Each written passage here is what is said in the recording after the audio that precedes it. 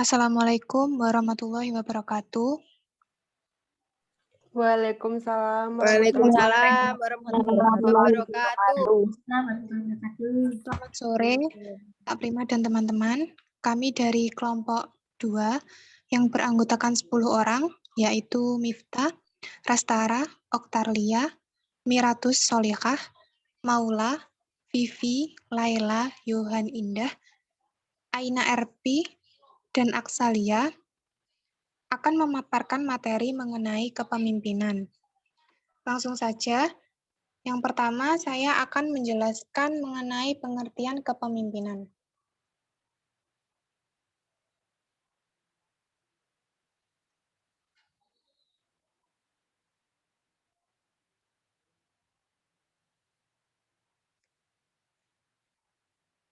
Ada beberapa pendapat menurut para ahli.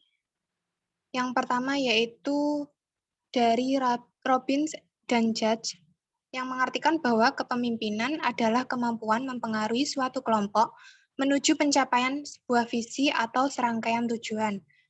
Yang kedua, ada pendapat dari Keitner dan Kiniki, yang mendefinisikan bahwa kepemimpinan sebagai proses di mana seorang individu mempengaruhi orang lain untuk mencapai tujuan bersama.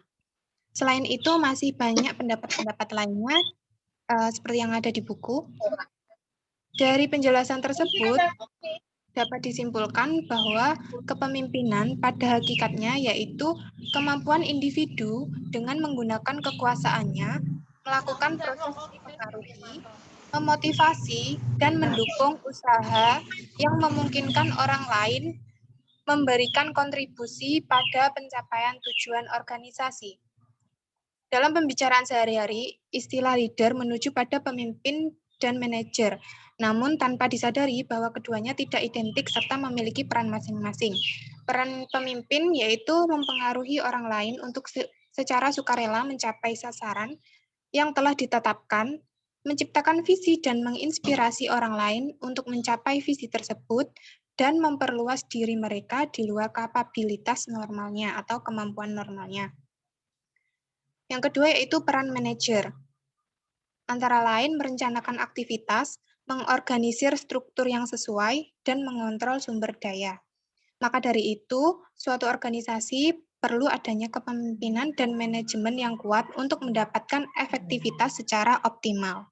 Materi selanjutnya akan dijelaskan oleh Rastara. Baik, selanjutnya adalah teori sifat atau trait teori. Adalah merupakan teori kepemimpinan yang berpandangan bahwa pemimpin yang mempunyai kualitas dan karakteristik tertentu yang membedakan dengan yang bukan pemimpin nyata dapat ditemukan adanya orang-orang yang mempunyai sifat-sifat yang luar biasa. Nah, di teori sifat ini ada 3 karakteristik yang berkaitan dengan efektivitas kepemimpinan. Sebelumnya, 3 karakteristik ini sudah dijelaskan kelompok-kelompok sebelumnya. Nah, di sini saya akan membahas secara singkat saja. 3 karakteristik tersebut ada yang pertama, personality atau kepribadian. Itu mencangkup tingkat energi, toleransi terhadap stres, percaya diri, kedewasaan emosional, dan integritas. Yang kedua adalah motivation atau motivasi. Motivasi ini mencangkup orientasi kekuasaan, sosialisasi, kebutuhan kuat untuk berprestasi, memulai diri, dan membujuk. Yang ketiga adalah ability atau kemampuan. Hal ini mencangkup keterampilan interpersonal, keterampilan kognitif, dan keterampilan teknis. Nah, di teori sifat ini ada 2 teori, yaitu great person theory dan implicit leadership theory. Di dalam great person theory, terdapat dorongan, kejujuran dan integritas, motivasi kepemimpinan, percaya diri, kemampuan kognitif, pengetahuan, kreativitas, dan fleksibilitas. Lalu di implicit leadership theory itu berpandangan bahwa pemimpin itu harus berperilaku sesuai yang dilihat oleh karyawannya dan sewajarnya pemimpin. Seperti itu, selanjutnya akan dijelaskan oleh Oktalia. Terima kasih. Baik, selanjutnya.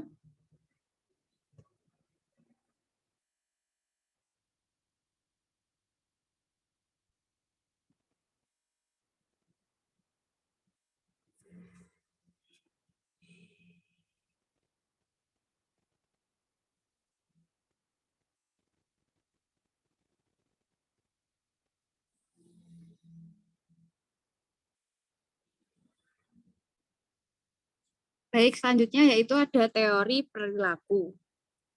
Menurut Ahmad, pada tahun 2010, teori perilaku didasarkan pada asumsi bahwa manusia adalah makhluk yang rasional dan menggunakan informasi-informasi yang mungkin baginya secara sistematis. Teori ini percaya bahwa perilaku pemimpin secara langsung mempengaruhi efektivitas kelompok. Pemimpin dapat menyesuaikan gaya kepemimpinan untuk mempengaruhi orang lain dengan efektif. Di dalam teori perilaku ini terdapat lima studi, yaitu yang pertama yaitu ada Ohio State Study. Studi ini mengidentifikasi adanya dua dimensi perilaku pemimpin yang dinamakan initiating structure dan consideration. Initiating struktur merupakan tingkatan keadaan di mana seorang pemimpin mungkin mengidentifikasi dan menstrukturkan perannya dan bawahannya dalam usaha pencapaian tujuan. Dan yang kedua ada University of Michigan Studies. Menurut pandangan teori ini, perilaku pemimpin juga mempunyai dua dimensi, yaitu employee oriented dan production oriented. Employee oriented itu pemimpin yang menekankan pada hubungan interpersonal atau lebih ke kepentingan personal. Sedangkan production oriented lebih cenderung ke aspek teknis atau tugas dari pekerjaan. Yang ketiga yaitu ada the managerial grid. Sering disebut juga dengan leadership grid yang merupakan jaringan manajerial dengan metrik 9x9 yang menggambarkan 81 gaya kepemimpinan yang berbeda. Dan yang keempat ada Scandinavian Study. Dalam pandangan teori ini, dalam dunia yang berubah, pemimpin yang efektif harus menunjukkan perilaku development oriented atau bekerja secara profesional. Dan yang terakhir, yaitu ada Job Center and Employee Center Leadership. Job Center ini memfokuskan pada penyelesaian tugas dan menggunakan supervisi ketat sehingga bawahan mengerjakan tugasnya dengan secara terinci. Sedangkan employee center memfokuskan pada orang untuk melakukan pekerjaan dan percaya dalam mendelegasikan pengambilan keputusan dan membantu pengikut dalam memuaskan kebutuhan dengan menciptakan lingkungan kerja yang mendukung. Selanjutnya akan dilanjutkan oleh teman saya.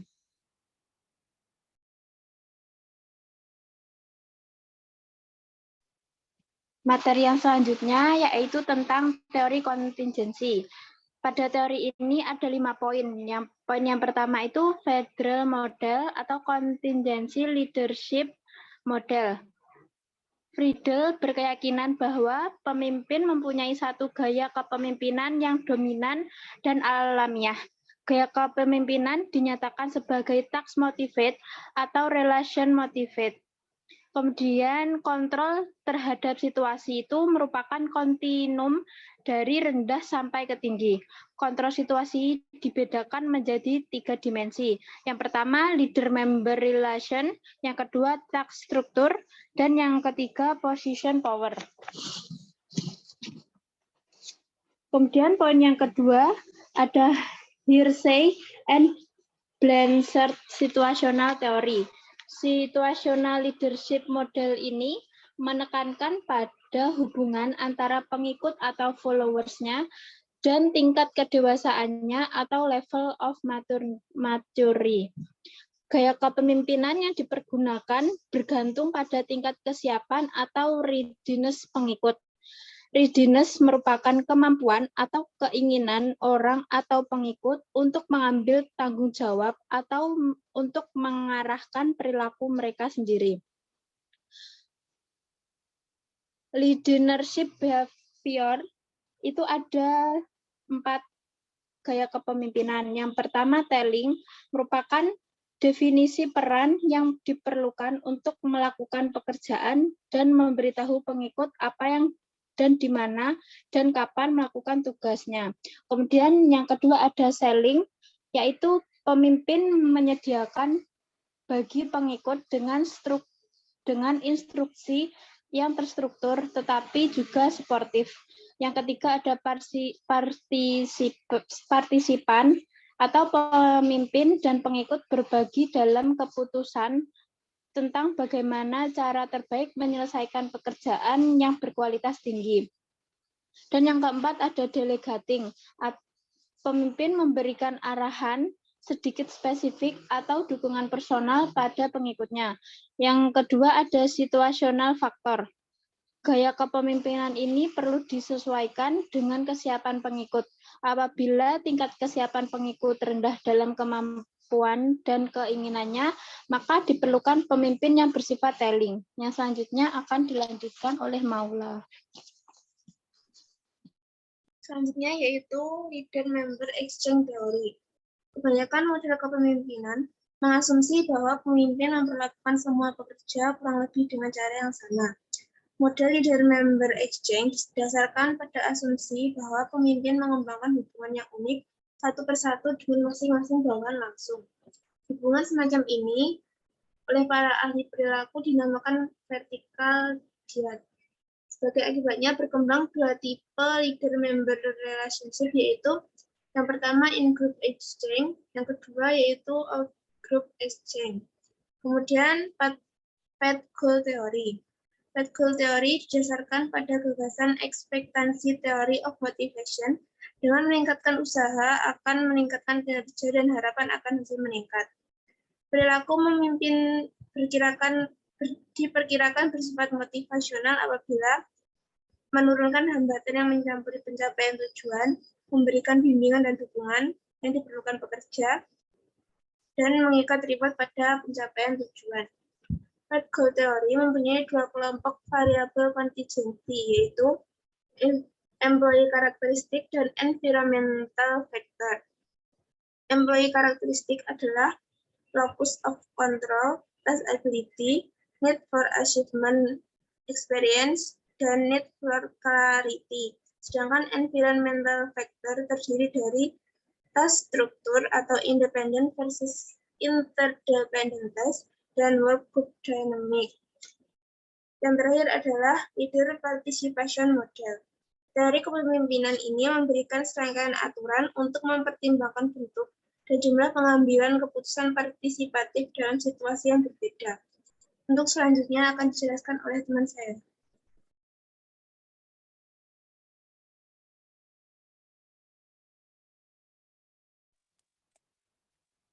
Selanjutnya saya akan menjelaskan teori sedang tumbuh. Yang pertama yaitu charismatic leadership.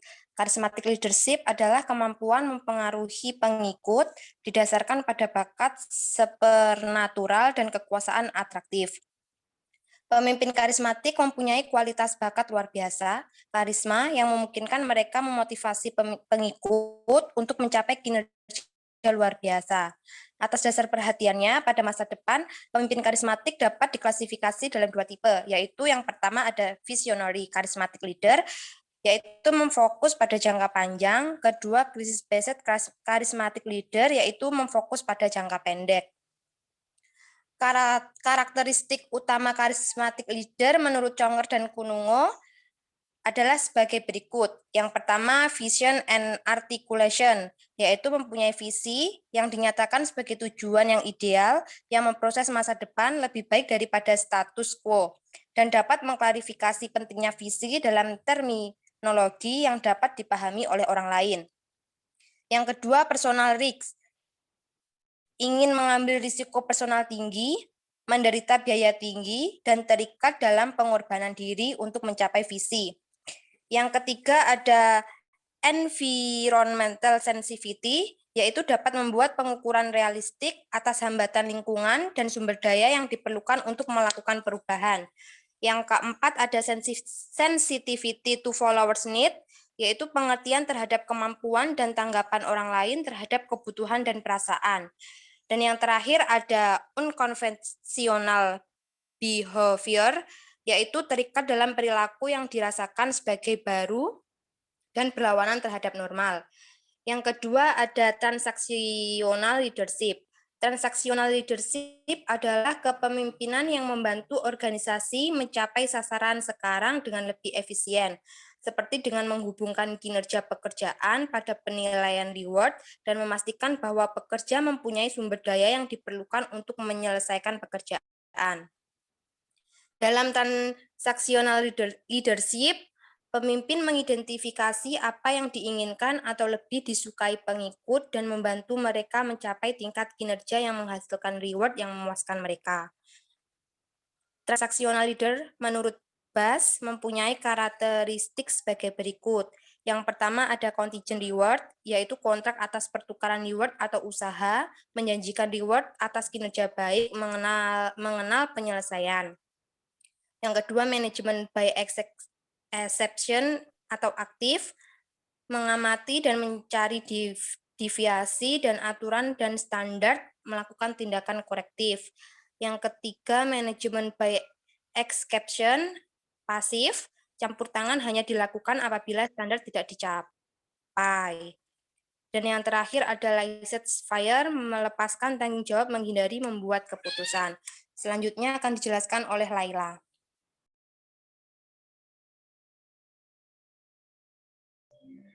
Baik, selanjutnya yaitu transformational leadership.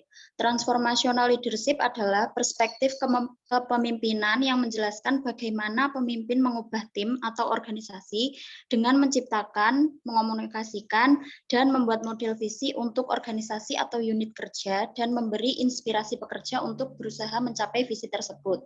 Elemen dari transformational leadership yaitu yang pertama, develop a strategic vision. Pemimpin transformasional menimbulkan visi masa depan perusahaan yang mengikat pekerja mencapai sasaran yang mungkin tidak mereka pikirkan. Yang kedua yaitu communicate the vision. Apabila visi adalah substansi kepemimpinan transformasional, mengomunikasikan visi merupakan proses. Kualitas kepemimpinan yang paling penting adalah tentang bagaimana pemimpin dapat membangun dan berbagi visi mereka untuk organisasi. Yang ketiga, model the vision. Pemimpin transformasional tidak hanya berbicara tentang visi, tetapi mereka juga menjadikannya visi tersebut. Dan yang terakhir yaitu build commitment to the vision. Pemimpin transformasional membangun komitmen ini dengan beberapa cara, kata-kata, simbol, dan citra membangun antusiasme yang memberi energi orang untuk menerima visi sebagai miliknya. Hubungan di antara elemen tersebut digambarkan dalam buku halaman 328. Selanjutnya yaitu visionary leadership.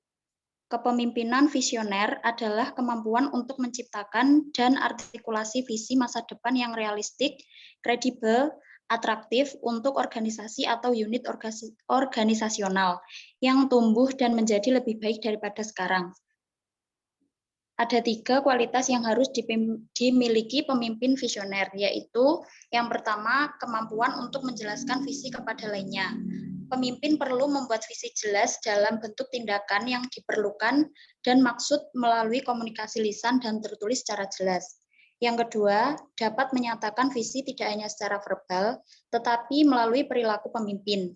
Hal ini memerlukan berperilaku dalam cara yang secara berkelanjutan, meneruskan dan memperkuat visi.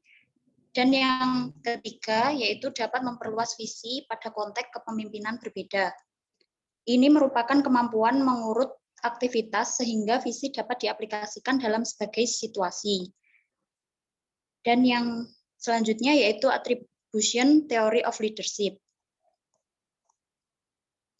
Pemimpin mencari 3 tipe informasi ketika membentuk atribusi tentang perilaku pengikut, yaitu distinctiveness, konsistensi, dan konsensus. Untuk setiap perilaku, pemimpin mempertimbangkan apakah perilaku distintif terjadi pada suatu tugas, tetapi tidak pada tugas yang lain. Selanjutnya, pemimpin berkepentingan dengan konsistensi atau seberapa sering perilaku terjadi. Dan yang terakhir, pemimpin memperkirakan konsensus, suatu tingkatan di mana orang lain berperilaku dengan cara yang sama. Model attribution leadership digambarkan oleh Gibson, Ivancevich, Donnelly, dan Konopaske dalam buku halaman 331. Selanjutnya akan dijelaskan oleh Yohanindah.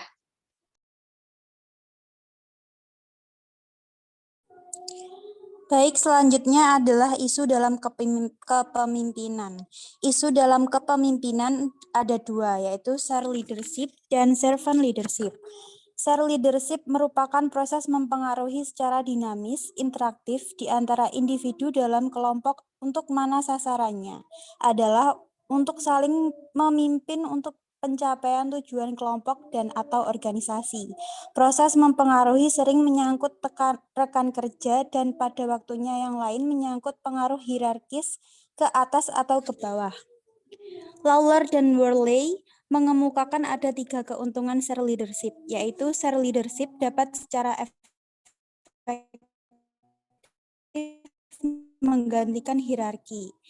Kader leadership talent. Yang terakhir, share leadership mendukung manajemen perubahan lebih efektif. Yang kedua adalah servant leadership.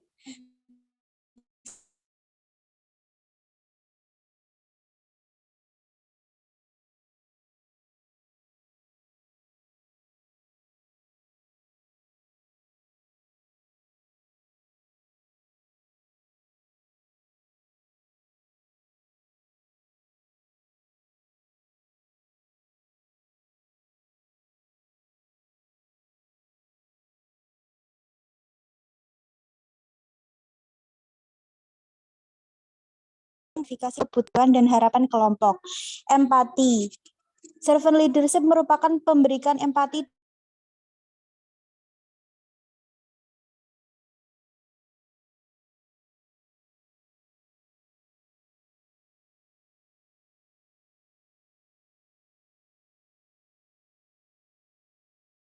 penderitaan. Yang keempat, awareness. Servant leader sangat peduli diri atas kekuatan dan keterbatasan mereka. Yang kelima, persuasion. Servant leader lebih bergantung pada persuasi daripada posisi kewenangan ketika membuat keputusan dan berusaha mempengaruhi orang lain. Selanjutnya, conceptualization. Servant leader mengambil waktu dan usaha untuk mengembangkan pemikiran konseptual yang lebih luas. Selanjutnya, foresight. Servant leader mempunyai kemampuan melihat hasil di masa depan dalam kaitan dengan tindakan dan situasi sekarang. Selanjutnya, stewardship. Servant leader mengasumsikan bahwa mereka adalah pelayan dari orang dan sumber daya yang mereka kelola. Selanjutnya, commitment to the growth of people. Servant leader mempunyai komitmen pada orang di luar peran kerja langsung mereka. Yang terakhir, building community. Servant leader berusaha bekerja keras menciptakan perasaan sebagai komunitas baik di dalam maupun di luar organisasi kerja. Selanjutnya akan disampaikan oleh Visa. Baik, selanjutnya yaitu efektivitas kepemimpinan. Seorang pemimpin dikatakan efektif apabila dapat mencapai tujuannya. Nah, karena itu diperlukan pemimpin yang cerdas dan terampil serta memiliki kompetensi. Kompetensi kepemimpinan yaitu merupakan keterampilan, pengetahuan, bakat, dan karakteristik personal lain yang mengarahkan pada kinerja unggul. Selanjutnya yaitu kompetensi yang perlu dimiliki oleh pemimpin yang efektif. Yang pertama ada personality, yaitu perhatian pemimpin atas masalah lahiriah tingkat tinggi dan kesadaran. Yang kedua ada self-concept, yaitu keyakinan diri dan evaluasi diri positif pemimpin tentang keterampilan kepemimpinannya sendiri dan kemampuan untuk mencapai sasaran. Yang ketiga ada drive, yaitu motivasi dalam diri pemimpin untuk mengejar tujuan yang ingin dicapai. Yang keempat ada integrity atau keadaan dan kecenderungan pemimpin untuk menerjemahkan kata-kata ke dalam perbuatan. Selanjutnya yang kelima ada leadership motivation, yaitu kebutuhan mensosialisasikan kekuasaan pemimpin untuk menyelesaikan tujuan tim atau organisasi.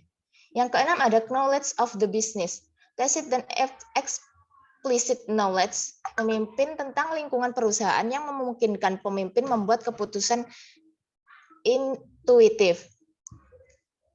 Yang ketujuh yaitu cognitive and practical intelligence, yaitu kemampuan kognitif pemimpin di atas rata-rata untuk memproses informasi dan kemampuan menyelesaikan masalah dunia nyata dengan menyesuaikan pada membentuk atau menseleksi lingkungan yang sesuai. Dan yang terakhir yaitu emotional intelligence, yaitu kemampuan pemimpin memonitor emosinya sendiri atau orang lain, mendiskriminasi di antara mereka, dan menggunakan informasi membimbing pemikiran dan tindakan mereka. Selanjutnya yaitu ada faktor yang mempengaruhi efektivitas kepemimpinan. Menurut Colquitt, Lepin, dan Wesson, efektivitas pemimpin dipengaruhi oleh 3 unsur, yaitu yang pertama ada pemilihan gaya pengambilan keputusan, seperti directive style, facilitative style, consultative style, dan autocratic style. Yang kedua yaitu ada bauran perilaku sehari-hari antara initiating struktur dan consideration. Nah, yang terakhir ada bauran perilaku yang terdiri dari laissez-faire, transactional, passive management by exception, active management by exception, contingent reward, dan transformational. Terkait penjelasan selanjutnya akan dijelaskan oleh Aksalia. Di sini saya akan menjelaskan tentang pada gaya laissez-faire, tindakan penting ditunda, tanggung jawab diabaikan, dan kekuasaan serta pengaruh tidak dimanfaatkan. Kemudian contohnya ada pada buku halaman 335, yaitu tentang hubungan antara faktor-faktor dengan efektivitas pemimpin. Di situ ada tentang grafiknya. Kemudian di sini saya yang ketiga akan menjelaskan bagaimana memperbaiki efektivitas dalam kepemimpinan. Peter Drucker memberikan 9 pedoman untuk memperbaiki efektivitas kepemimpinan, yaitu yang pertama tentang mempertimbangkan apa yang perlu dilakukan. Kemudian mempertimbangkan apa yang baik untuk dilakukan untuk kesejahteraan seluruh perusahaan atau organisasi. Kemudian ada juga kembangkan rencana tindakan dengan merinci hasil yang diharapkan. Kemungkinan mengendalikan revisi masa depan dan implikasi tentang bagaimana seorang menggunakan waktunya.